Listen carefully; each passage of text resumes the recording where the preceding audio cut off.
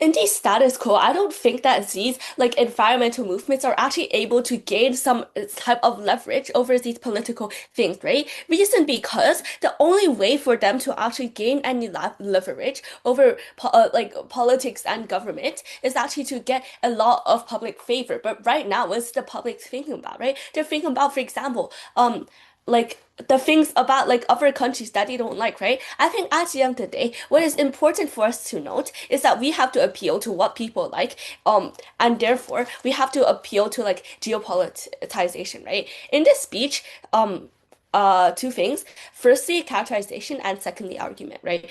Firstly, then, our characterization, three pieces of characterization here, right? Firstly, about environmental movements, right? What do they care about, and why are they likely to make good geopolitic like advocacies, right? I think that firstly, they probably care about the environment a lot, right? So therefore, they're incentivized to like make like good arguments for like what they're like promoting to the politicians that are within their incentive because they care about that, right? But secondly, they probably want to make a change in this like policy making, and therefore they probably want to like therefore, they probably want this policy to be good, right? But secondly, then about geopoliticized narratives, what does this look like in this in the purpose of this debate, right? I think this probably means that these people appeal to politicians or the general societal norms of the super majority, not just like 60% and 40%, but also I think there's probably more incentive the politicians. Like you probably care a lot more about the politicians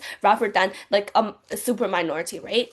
A third piece of characterization is about heavily prioritized. What do you think this looks like in the like what's the model here, right? We think that this means that probably these like environmental movement, like these leaders or like just general members, they probably going to advocate for and like constantly like push and pressure the government and pressure the public to also believe the same thing. This means they're probably going to appeal to politicians or the government either directly or indirectly for in any way, right? What is the problem with the status quo right now, and what is the status quo? Status quo is that these people aren't gaining enough leverage over this like over like policies, right? Therefore, they're not going to be able to actually have like be able to appeal to the government who is like not really taking like into account these like sustainability issues, right? We think that they like politicians what they actually care about, right? They care about their popularity, their reputation, whether the public actually cares about them. They probably also care about their own interests and their own opinions over like political ideologies, right? Moving on to my argument then, the main argument about how this is going to be a lot more effective than current like initiatives, right? Premise of this argument is that when environmental movements heavily prioritize geopoliticized narratives, like green initiatives that they actually want and green policies are actually carried down much more easier. What is the incentive analysis of this argument then? I think that incentive analysis here is that the incentive of politicians to appeal to the public is to appeal to the public, right? If the public and politicians care about green initiatives and see them as a way to punish countries they don't like punish countries that they don't really like or absolutely despise, right? They're more likely to actually care about this. For layers of back to this argument, firstly, I think that we're basically just these like policies. They obviously work because they directly encourage the government to launch initiatives in their own incentive, right? If these like movements are able to make a clear plan on how this carries out, they are able to gain the most attention and the most support. For example, you are losing leverage over Russia in this war because you use too much of their crude oil and easily like over manipulate it. And since Russia supplies most of your crude oil, you have to pursue green energy if you want this war to carry on, right? So we think that at the end of the day, we're going to be able to directly encourage the government and both public, right? Second piece of fact that we could, after this, we could directly take advantage of massive national security budgets, right? This is because governments and politicians see climate change as, for example, a threat to national security, right? This means they're probably going to spend a lot of this gigantic budget on these green initiatives and policies, which we think is important because we don't really care about where this money comes from. We just care that if like we're actually able to save the environment so that we won't like reach like a tipping point of some type, right? Third piece of mechanization, that when environmental movements actually advocate for geopolitical like issues, they're able to actually successfully get some public leverage as well at the end of the day. We think this is because, for example, if you hear like this very popular like environmental movement advocating for like for example they're talking about how if you actually if you have this like policy, then like we could just like make this war much better for us, or like just stop the war completely if that's what the public is trying to do, right? Therefore there's probably also going to be some type of public interest or public pressure for the government to also do this, which also further magnifies this, right? What's the comparison here, right? I think the current advocacy doesn't actually work, right? Because the politicians and governments don't understand how it is in your favor to support environment, right? Like, sure, if you support the environment, then like maybe a lot of like people who want to be green will be happy with that, but sometimes it comes with some like setbacks, right? But however, when you actually advocate for geopolitical things in your green initiatives, you're actually trying to like help these people you're actually trying to help these people to like help the government to actually do like better decisions when it's still in their favor. What's the impact here? Very easy impact. That is actually a lot better for green and green like in green things, and it's actually very good for like these like environmental movements, right? Notice at the end of the day, what these green environmental movements actually want to do at the end of the day is that they want to, for example, gain public support so that they could magnify the green initiatives. But secondly, the most important thing here is that they want the practical outcome of like a better environment, a practical outcome of a better policy that actually includes their like interest, right? I think at the end of the day, these interests are very, very good. And if they, for example, gain public interest and like actually are able to like do like better like environmental things for like the country and the entire globe as a whole, because like if a country does green initiatives, entire will be effective. I think at the end of the day they're going to be able to achieve their ultimate goal, and therefore at the end of the day we're at least going to gain some like environmental like support and at least become like a more like defined and more green country as a whole. For all these reasons, so proud to propose. Thank you. So, environmental movements exist for one reason, to protect the environment. Our stance is that environmental movements should advocate for greener technologies and policies because they are necessary for environmental protections, not because they like advance like geopolitical interests. The moment in environmental protections becomes like secondary to national competitions, security concerns, or economic rivalry, to the purpose of the movement itself begins to change.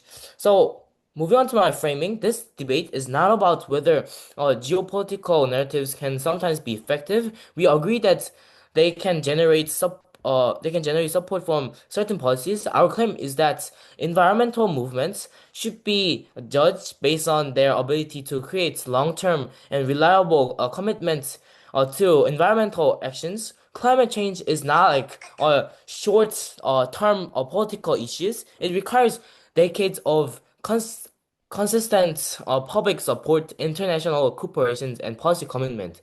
Support based on environmental values remains even when political circumstances change. Support based on geopolitical interest does not. When countries no longer perceive geopolitical benefits, they can easily just abandon like the very environmental policies they once supported. Therefore, environmental movements should protect nature for itself, not to use like it for political competitions between nation and nation.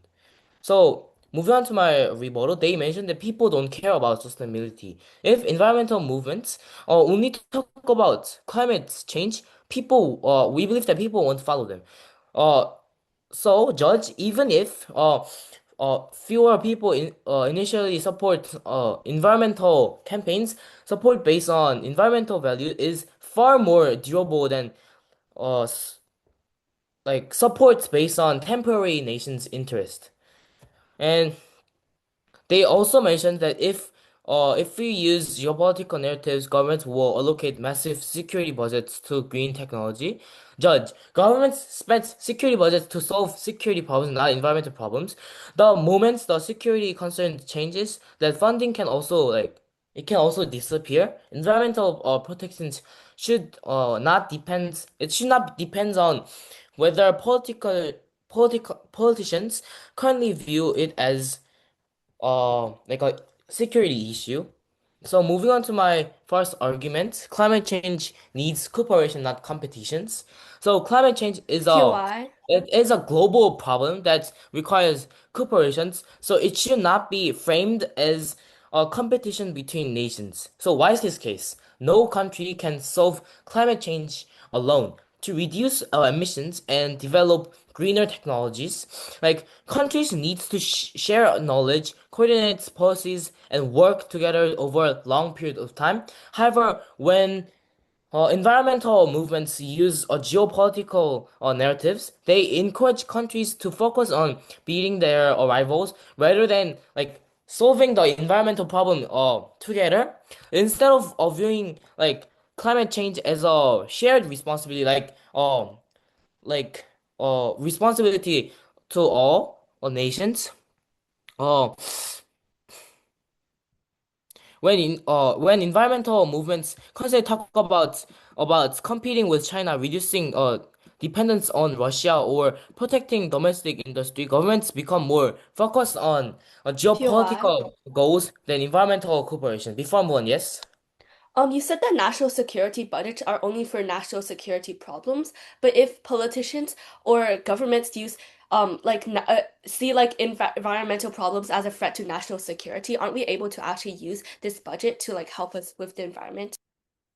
Even though they're about saving budgets, we believe that you help with other nations. We believe that only particular nation helping to single crisis isn't helpful because if other nations cooperate with each other, there will be more budgets and there will be a higher chance that we can solve this problem together because as I mentioned, there are more nations that is willing to cooperate and solve this crisis. So, moving on to my impact, climate change becomes harder to solve. So, environmental problems do not stop at national borders. So, weaker international cooperations means slower climate actions and greater environmental damage for everyone. Moving on to my second argument, environmental policies should not depend on national interests.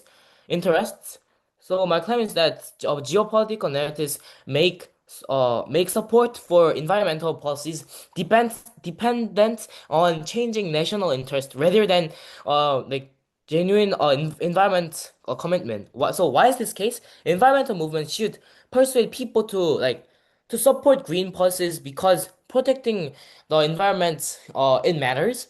However, under there's their claim, people support green policies because they serve national security, economic growth, or geopolitical competition. As a result, environmental protection is no longer it's not the goal. It's they are just characterizing this as competitions. It becomes a tool used to achieve other objectives. So why is this likely? National interests constantly uh, change uh, national interests constantly change.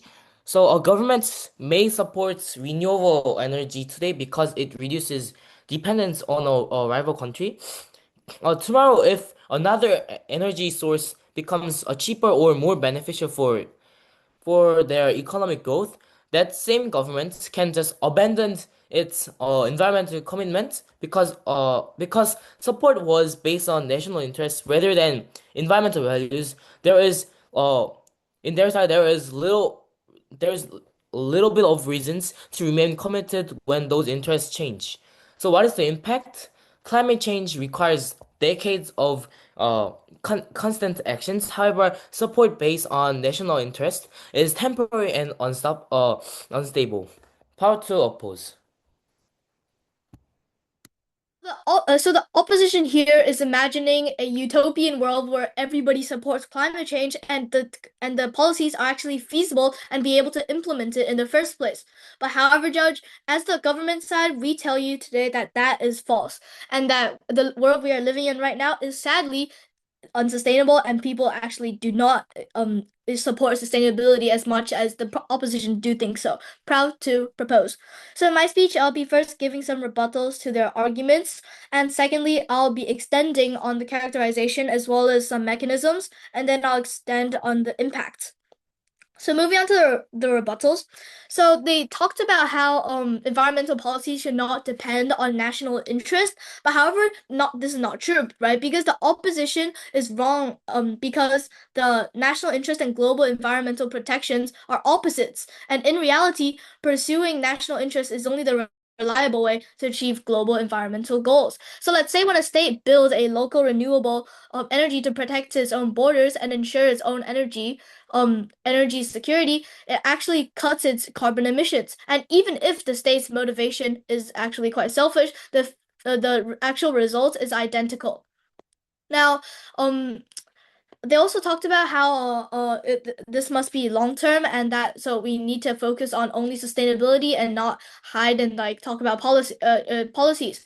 But however, Judge, this theory fails in practice because in reality nobody will support the policy in the first place because our first speaker already talked about how people actually don't the citizens don't like to support sustainable goals, for example, especially the elderlies because they're going to pass away soon, so they don't really care. They only care about like Donald Trump and like making America great again. They don't care about sustainability at all.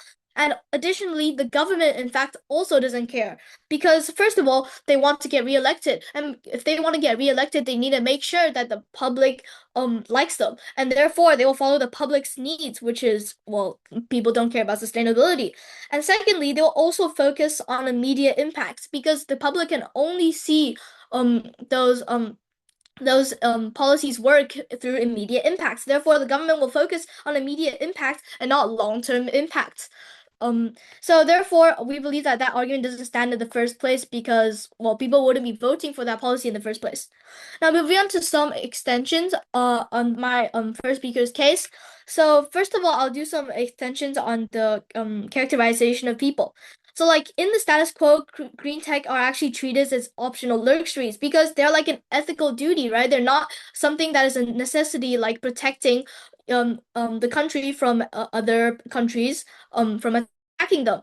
It's an indirect harm, therefore people don't really see it clearly. And without much support, green policies often easily get rejected and forgotten because of three main things. First of all, there might be an economic crisis, and therefore the government completely forgets about sustainability and just focuses on the economic crises.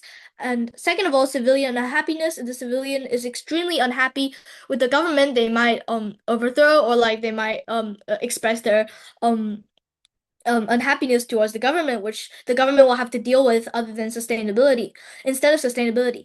And third of all, if there's like a change in governing type, for example, if you change from democratic government to dictatorship government, then green policies will also get easily forgotten.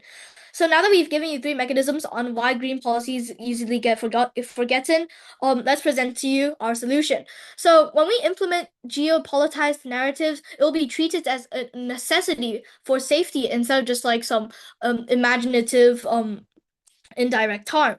Now, people care more about direct harm rather than indirect harm, as I explained, because that's what we perceive. We perceive short-term harms rather than long-term harms because they're more visible, and long-term harms are very imaginative and difficult to imagine.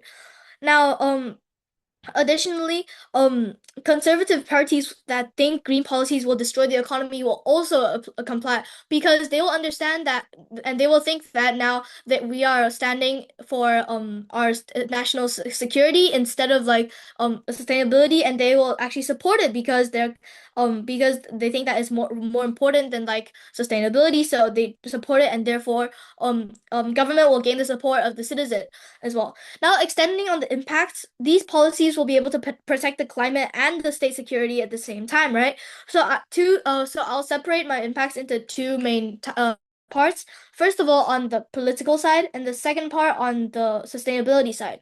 So moving on to the political side, first of all, there will be no more reliance on other countries. Now, this basically means like you wouldn't be relying on like Russia for oils or like other countries for fossil fuels, and therefore they will have the country you rely on will have way less leverage when it comes to like political debates or like no, not debates, controversies, or like if the two countries start a war, they can cut out the supply. Now, secondly, the country will also not won't need to fight over the resources anymore, since they already have it for themselves. They can produce energy themselves. They can produce sustainable things for themselves and not rely on other countries. Now that I finished talking about the political side, I'll move on to the sustainable side. Now, first impact here, in terms of sustainability, is cheaper energy bills.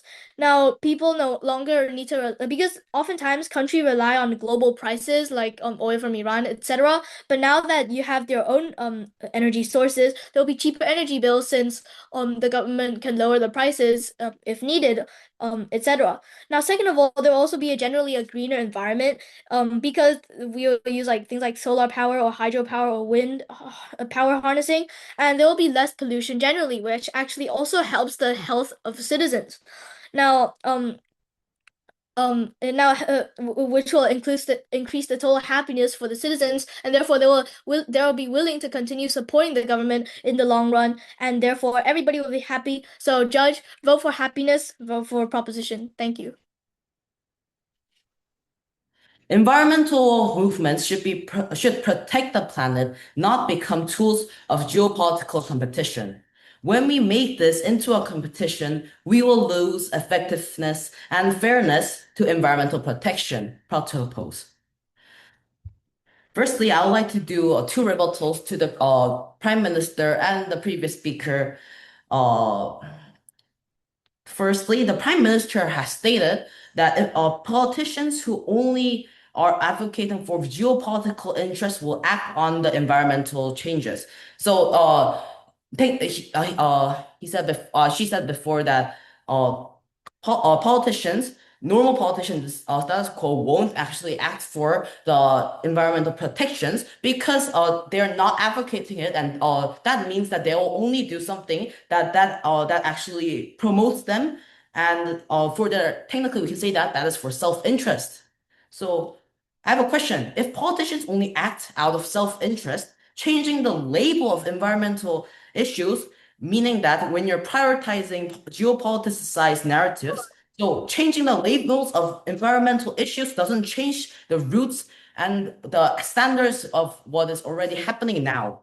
So also, geopoliticizing is just repacking, and it's not changing what needs to be changed, and the issues of our current political systems. Adding to this, if we prioritize geopolitical framing, issues that don't have strategic value, such as biodiversity loss or local pollution, even if it's a very critical issue, if it's not strategic and doesn't match the need of their national competition, then it's highly likely that they will be ignored, even though if it's a critical matter that has to be solved right at this moment. Now, moving on to the rebuttal of the previous speaker. The previous speaker has stated that citizens won't like politicians, and politicians want citizens to like them, but citizens doesn't like big environmental movements and actions Sure. of politicians. That's why politicians should, when they get voted against, so they should act as citizens like. But I have a question of this. This assumes that public opposition is fixed and cannot be changed. Listen, we have to ask, do citizens naturally reject environmental policies, or do they respond to these policies as frame or explain? So if it's about framing, then shifting to geopolitics does not solve the problem, and it is only changing the label of it. And when not that people worry about cost, job, or lifestyle, and even if politicians are vote driven, if they are disguising environmental actions as geopolitics, which creates a genuine, even which will create them support. It's just temporary acceptance by the citizen, not a long-term acceptance that which could happen when there is a bigger and better environmental movement, which has the benefit for POI.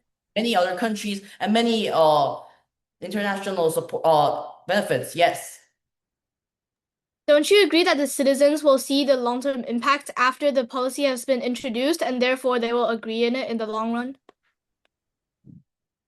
What do you mean by that? So, you said that like citizens won't like big environmental movements whatsoever, and now you're saying that if they finally see like the improvements that can be made by this political movement, then they will like it suddenly.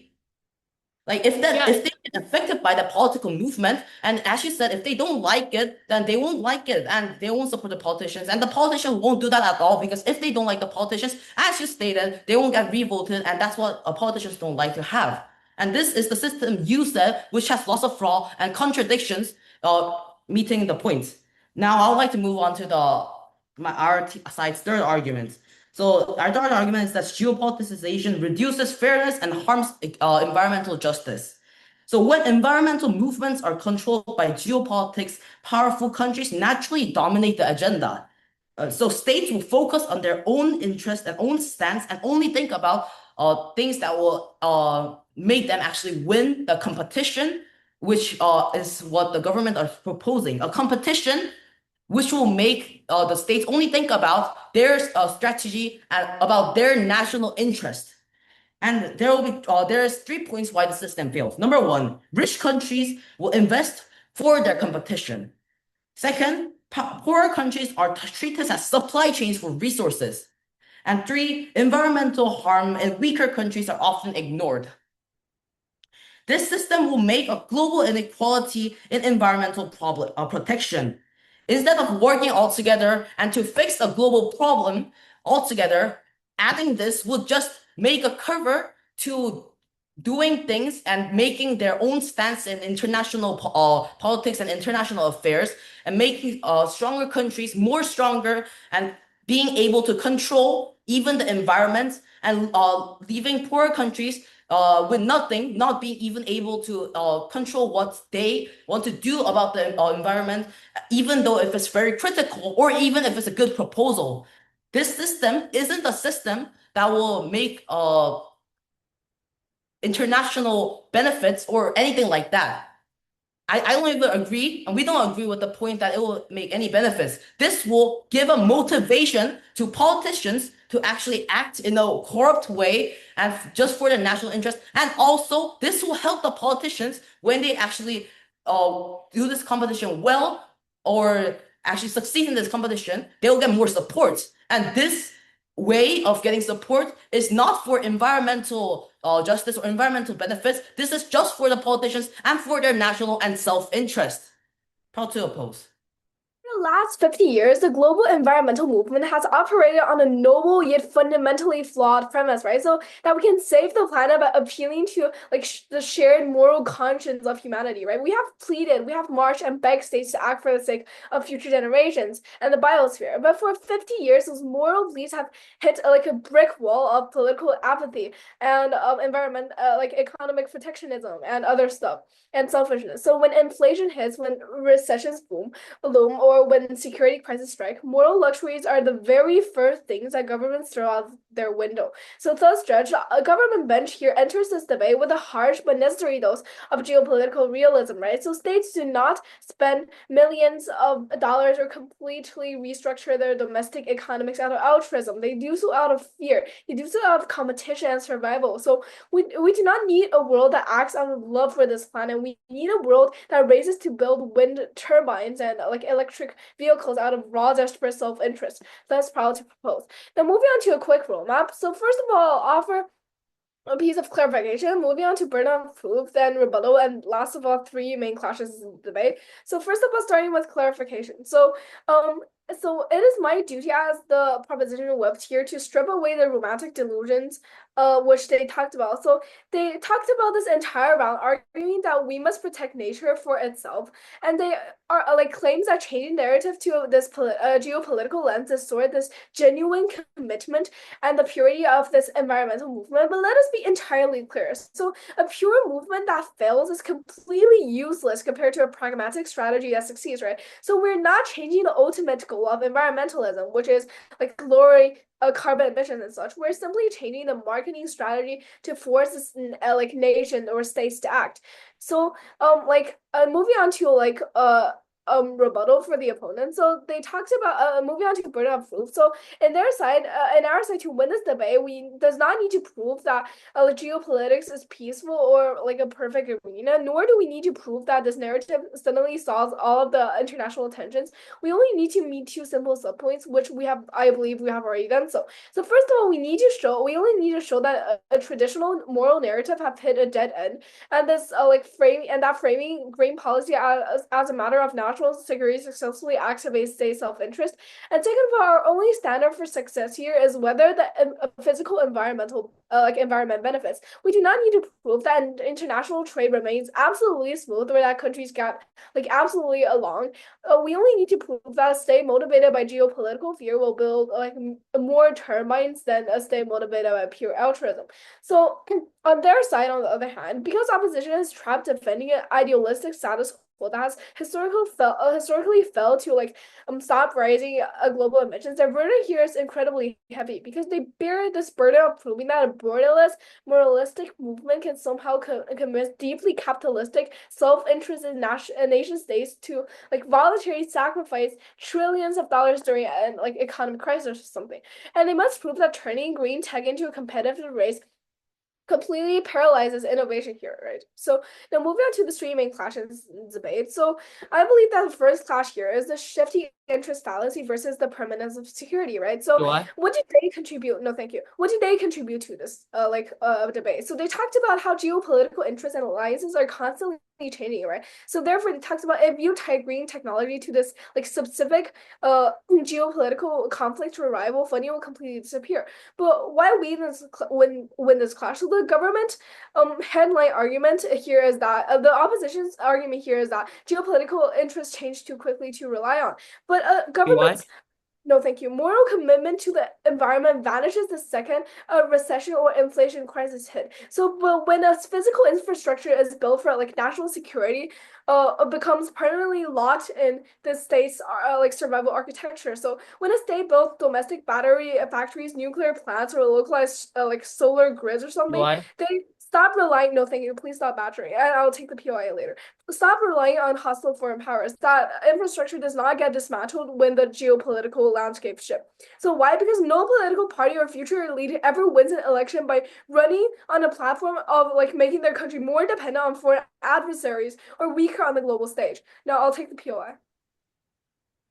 If solving this crisis requires global cooperation to be effective, how can you argue that single country acting alone would be able to solve it faster or more efficiency? Okay, so you talked about how like a single country can't like work together, but on the other hand, that is in my next slash, which I'll expand on. So moving on to the next slash, they talked about this fantasy of global cooperation, but versus the reality of like competitive sprints. So they talked about how it is like a borderless crisis that requires absolute international crisis because single countries can't can't solve this problem alone. So the opposition here acts as if we're choosing between a like peaceful global utopia and a hostile arms race. So the reality is that decades of chasing global cooperation through international treaties has resulted in like really big arguments, missed targets, and endless delays because countries fear this like first mover economic disadvantage, right? So our narratives here solve this gridlock by flipping the script from a tragedy of the commons into this competitive sprint, right? So when superpowers for example China or USA, they compete to dominate this green manufacturing sector out of like pure self-interest. They like accelerate the research into this specific field and develop quicker. So So, and what happens when they trigger trade wars and tariffs that the opposition here is so terrified about? So, tariffs do not stop the transition here. They force domestic in the industrial displacement, right? So, if a state places a tariff on a rival solar panel, the state here is forced to pour billions of dollars into building its own domestic factories to fill the supply gap. So, a geopolitical race here creates a systemic like redundancy, which means moving us from a world like relying on single fragile global supply chains with a world with like multiple like green like production hubs across the globe. Now moving to the last clash, which is democratic mobilization. So we want to say that while they talked about it openly, like amidst their strategy results in fewer people supporting campaigns, but this marginalization is acceptable because it is endurable. But this is a fatal concession, and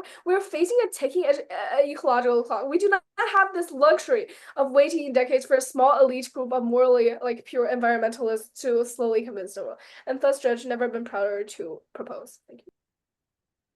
Imagine a world where countries compete against each other under the banner of environmental protection in order to win geopolitical advantages and the advantages. In that world, environmental problems is no longer treated as a shared global crisis, but as another battlefield for national interests. Proud to oppose? Before moving on, I would like to reframe for our side. In our world, geopoliticized narratives are a competition between countries to gain geopolitical interest and whatnot. And for justification, before moving on, I would like to briefly explain why this motion is not justified. Firstly, no country should try to use global environmental crisis in order to gain national power or interests. And severe crisis, such as climate change, is not so solvable without global cooperation. On the other hand, this motion is forcing countries to compete. This motion is not justified, and this motion has lots of burden, which I will prove in my speech. Before moving on to our rebuttals and main clashes, I would like to have a basic comparison for this whole debate. Firstly, government is arguing about how will geopolitical narrative become more effective to solve environmental problems, and opposition are arguing about why geopolitical narrative will be ineffective and it is useless. Before moving on to our main two clashes and weighing, I would like to have two main rebuttals onto government side. Our first rebuttal is about world in the status quo.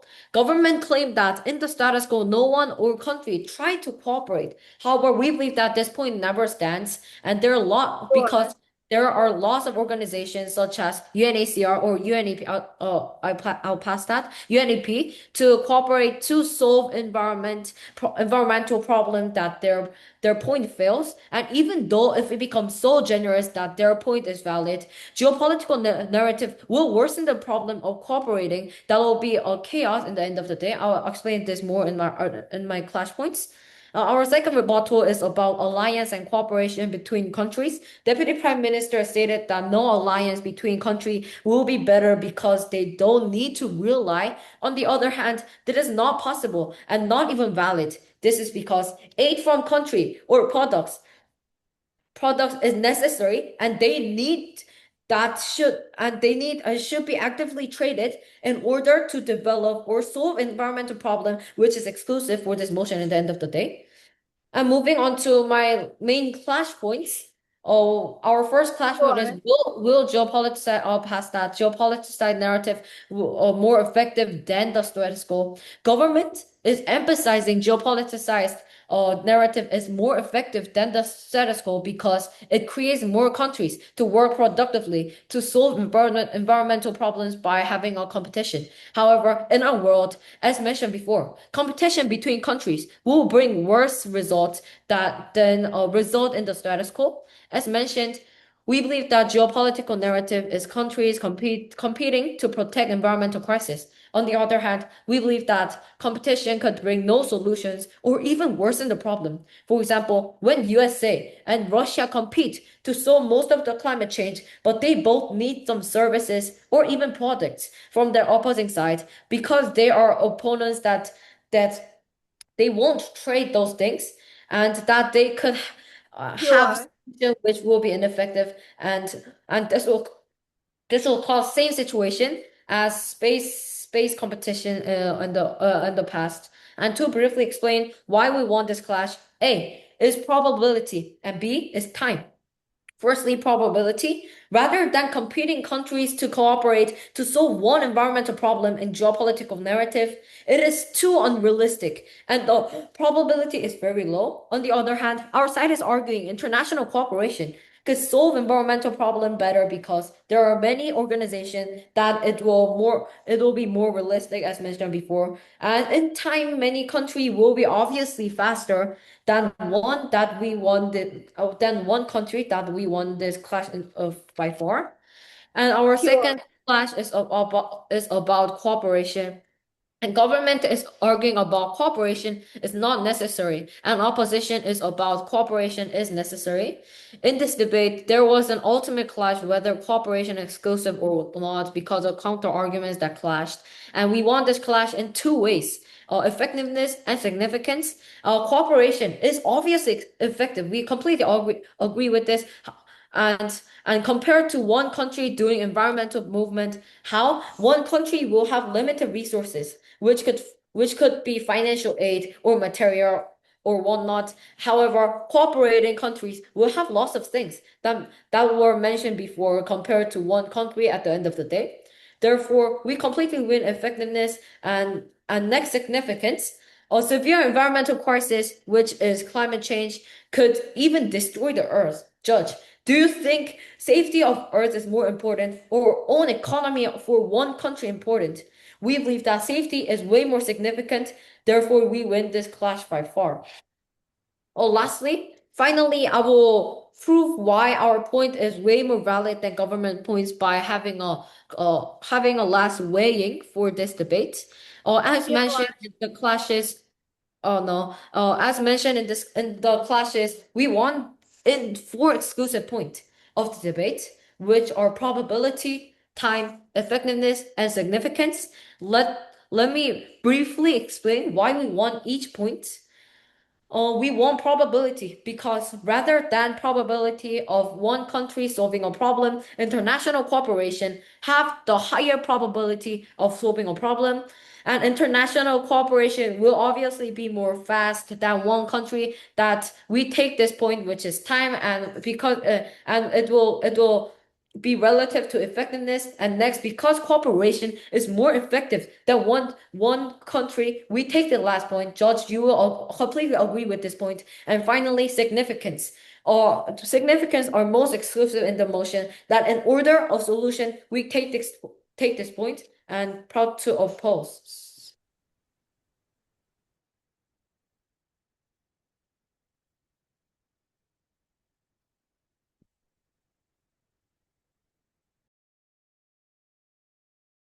What is the purpose of environmental movements? What are their main goals? The purpose of environmental movements are to fix big or small issues about the environment. So at the end of the day, there has to be a benefit made by the move. Okay, so Judge, the government believes environmental movements should rely on geopolitical framing because it brings political benefits and voter support. We disagree this approach, which distorts environmental priorities, weakens cooperation, and creates unstable support. The Prime Minister has stated that geopolitics bring more political benefits. Political benefits. Are we talking about political benefits in the debate when we're talking about if how the systems of environmental movements and how it should be governed? It shouldn't be a way that benefits the politics. It should be a way that benefits, in the end of the day, the environmental movements and how to fix the environmental issues. But the Prime Minister and the government sides are consistently talking about the political benefits and like political support and voter support and what the citizens will like or not. We are talking about if this will help the environment globally, if this can actually make a benefit, not about politics. So, the government claimed that politics supports environment issues, so politicians will support environmental issues if they are advocating environmental issues.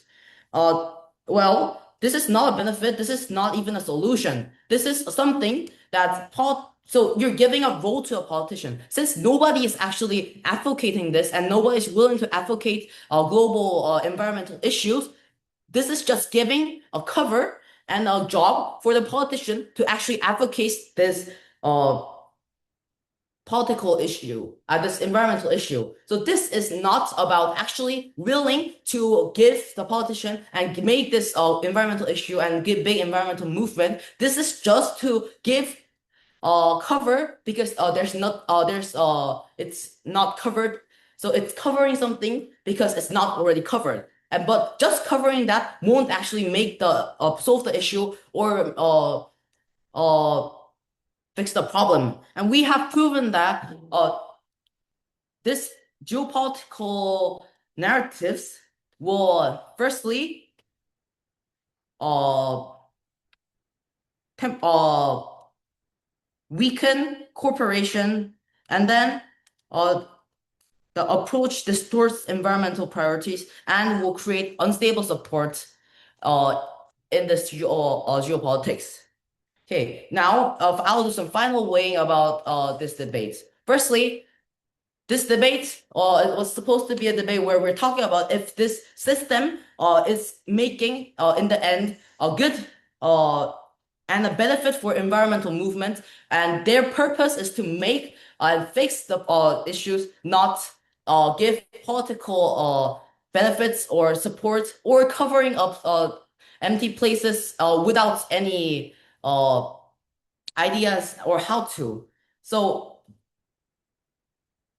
this is why our case stands, and we have proven that this geopolitical narratives won't help any part of environmental movements, and will just add more competition into politics and nothing related to more benefits, but will create more negatives and more harm to environmental issues. Thank you. I don't care if the environmental movements are just reframing and repackaging green energy and electric cars. I only care if the impacts of doing these things align to my interests. Notice, Judge, that if that politician cares about the beef or the fights and the conflicts he has with other countries and sees a logical link between a green policy and his interests, he was going to be more likely to actually go into this green initiative. Their side of the house just tells us that, oh, we're only focusing on the politics, but in fact we're actually just giving some political benefit to these like politicians, but at the same time actually solving these environmental issues that we have in the entire world, because right now their initiatives won't even work at this point. In this speech, I'm just going to have a few reasons why we ultimately win and like a few points, right? Okay, first, yeah, then I think the opposition has a really fantasized like global cooperation. I think that this global cooperation basically has resulted in decades of like failed international treaties, like missed climate targets and endless delays because states like are fearing a first mover economic disadvantage, right? I think that geopoliticizing this narrative actually solved this gridlock by like transforming the strategy of the commons into like a more aggressive and competitive spirit, right? This means that, for example, we think that it's good that these like nations are fighting over each other over who is the best person at doing these like environmental things, because if politics is the only way for us to fix the world, then so be it. We think that the opponents have like basically ignored that there are geopolitical movements that can also include cooperation, but they could also be adaptive in like these if these like politics change, right? If this politician suddenly likes this other thing, just like adapt to it and like make more geopolitic like things based on that, right? I think it's good competitions anyways. But also as a leader of the environment like movement, I would probably like choose the most like strategic thing while dealing with these geopolitics, right? I'd probably want the environment to be changed, and therefore I wouldn't flop or do anything. I'd probably even consult a person to see which idea is the best or the best strategic for this person to actually believe in what I'm saying, right? Instead of just ignoring everything. What is happening on their side, right? That nature fights for themselves, and oh, they're going to have like forever cooperation forever. Let me illustrate to you this judge, right? I, as a person, would probably not buy expensive electric car just because the environmental movement reads off like a laundry list of harms to the wider environment. Because my mindset is that I, as a single person, can't really change anything by myself, and I don't really care if it actually changes because the change is actually very small and nobody even is doing it anyways, right? But on our side of the house, I, as a normal person, would probably at least have more incentive to choose an electric car because it's an opinion that I feel more strongly about. It's an opinion that I think that, oh, this politician is like, I don't know, he's my goal, and like I want to like I don't like this country, and therefore I have to like do this thing that because I don't like that country. And if I do this thing, then I'm just punishing the country. I think at the end of the day, we're going to be able to at least have some environmental leverage. And even if there's some cooperation, I mean, even if there's like no cooperation, it's going to be ugly. At least we're able to fix like the environment, right? At least we're being able to actually have some incentive for politicians to make to make better policies, and therefore we believe that we are the best for the environment and everything. For all these reasons, so proud to propose.